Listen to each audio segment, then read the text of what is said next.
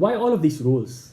I'm going to answer this for myself. I set up these guidelines for myself because I need to counter the prevailing culture of misinformation and hate. Social norms, or the unwritten rules that we follow, are made out of necessity and common sense. Gradually, these unspoken guidelines on how to behave became a practice by everybody because we all agreed that society is better off by having these rules. A good example of this is yung pedestrian conduct na kailangan tumingin ka muna left and right bago ka tumawid. Pero think about it. Decades ago, before vehicles were ever invented, wala namang ganong risk on the road. Our means of transportation before were horses, camels, carabaos, or pinaka-basic, walking by foot. So, who the hell made up this rule? It sure is not written in the Constitution. Eventually, people at that time realized that the more cars being added on the road, mas tumataas yung risk na masagasaan ng rumaragasang sasakyan. So we all decided to apply that social norm. Every time that there's a new element in our social environment, it requires a re-evaluation of the rules we abide to, the ones we need to let go, and the new ones we need to come up with. And as we are slowly becoming digital citizens, where most of our activities are now online, like work, business, financial transaction, or education, etc., we spend most of our time in social media. So with all of these things happening, don't you think it's about time we reevaluate our code of conduct and ethics in the digital space? Now, these are not ironclad rules. It's not exhaustive. These range from black and white rules to preferences of mine. These are things that I personally follow because I believe it makes me a better person online. These are not in any way imposition, but rather recommendations. And if you find these things helpful, hopefully you apply them yourself. Digest the entire content before sharing. It's easy to share a news article or a video and assume you already know its entire content based on the headline or title, but understand that a full context and holistic understanding of a story is a significantly better basis of your opinion. Unfortunately, there are some bloggers, alternative media, or even some news outlets who use clickbaits, or there are some who emphasize a minor detail to overshadow the real story. Read the entire article or watch the entire video before hitting the share button. I know it may take some time, nakakatamad nga naman basahin or panoorin yung buong video. But you being misinformed and consequently spreading misinformation to your friends is a bigger price you pay. This practice is my way to discipline myself. Kasi the more that you ignore the full story, the more you get used to this bad habit. Another common issue is spliced video content. These are cut parts from a whole interview. People with bad intentions selectively splice the content para magmukhang masama yung tao. If you see a video like this, look for the original and full interview para maintindihan mo kung ano talaga yung tunay niyang sinabi. Context is key.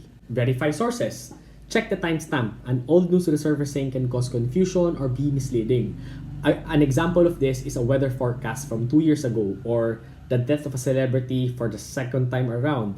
It can cause unintended panic or anxiety. Check the source. Is there a named author or is it published by a reputable news organization?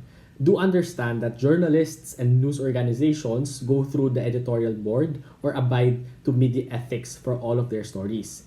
If you cannot identify the author, or if the name of the website or page that posted the said story is odd or has no track record of giving out reliable information, it's very likely fake news. And cross-check if the same story is also being covered by other news outlets. If it's the only one giving that claim and it's not breaking or exclusive news, it's highly questionable. Don't share that. Be a reasonable skeptic. If the social media post is too bizarre or has some out-of-this-world claims na ang initial reaction mo, this seems to be a very stupid thing to say. Talaga bang sinabi niya yan? Or, for example, if it can easily be made up by a 10-year-old kid, if those went on your head, err on the side of caution and don't buy into it. A good example of this is yung mga quote cards. If a politician or celebrity allegedly said the quotation pero walang cited source or link of the interview or article, err on the side of caution, don't share it. Kayang-kayang gawin ng isang bata na mag-imbento ng isang quote at i-copy-paste lang dun sa picture. Or yung mga claims na may mga figures or numbers involved at meron pa mga scientific basis. If you cannot see the studies or research papers saying those figures and information, and again, if kayang gawa-gawa lang yung mga pinagsasabi, napipikit ako at mag-iisip lang ako ng mga numbers and random things to say, be skeptical about it. Look at it this way. Do it for yourself. You have to honor your intelligence. Huwag ka naman basta-basta maniwala. May utak tayo, gamitin natin to. Actively shape a better online customer relations. If you ever had a bad experience with a product or service of a certain individual or business establishment, Utilize the customer feedback mechanism. All businesses have this, or you can directly message them and communicate to them your issue. I am not a fan of publicly posting your complaints as your initial step. What you only do is remove the business owner's opportunity to address the issue properly. You can also channel your concerns to DTI or any related LGU office about consumer complaints. When push comes to shove and the businesses in question is unresponsive after your attempts to connect with them, I guess that's when it's understandable to get public support because maybe the bad business owner are intentionally ignoring you. So maybe a bigger outcry will eventually get their attention, but I do hope that it's an expression of dissatisfaction and a call for a solution and not a savage and hateful, tactless message. Always cite credits in your appreciation. This has been a practice of mine whenever I see artwork. If it gave a lasting impact on me, I make an extra effort of tracing the creative platforms of that artist and give my online support. Likes. There's also this odd practice I see when a page or another account reposts the said artwork, but the name of the artist is not featured. I politely request that they include it on the post or attach the link of the artist's page. I really find it tacky and distasteful when the original creator's name is omitted, but the account owner who copied, downloaded, and republished it is getting the likes that should have gone to the artist.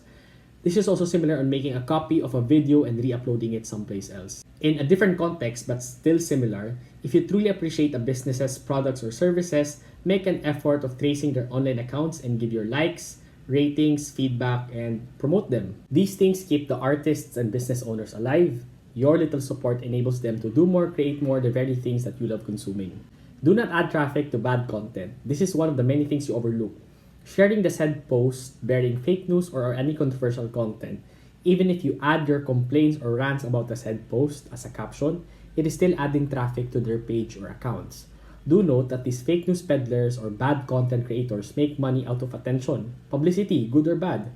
Every click of share, every reaction, even if it's angry face, is still an indicator of their media mileage. And of course, multiplier effect. When you share the said post, kahit taddarin mo ng galit yung caption mo, someone from your friends will still see it and can potentially share it again, and so on and so forth. One thing that you can do is screenshot the said post and then freely express your dissent, and then ask people to find that post and report it or flag it as it goes against community guidelines. On a different aspect, there are some social media posts that became viral because it's funny, may shock value, or it's scandalous. If it's incriminating, I don't share it. I simply follow the golden rule. If I were to be the subject of said viral post, would I want that to be shared by other people that I do not know?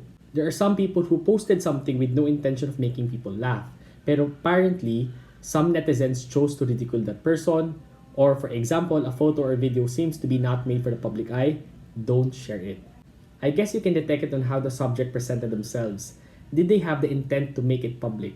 You'd notice it naman if game silang mapagtawanan, magmukhang tanga, but if you're unsure, err on the side of caution. Put a premium on privacy and consent. We always see posts of someone sharing their bad experience with someone. They carelessly post a picture or a video of a private individual and with their personal information, along with the allegations. I just would like to ask, what is the intention of doing so? To ask help from the public to find the said culprit?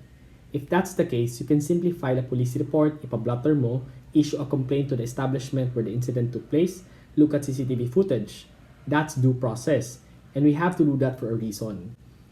This trial by publicity that we love doing with our public shaming posts is very problematic and has a lot of risks involved.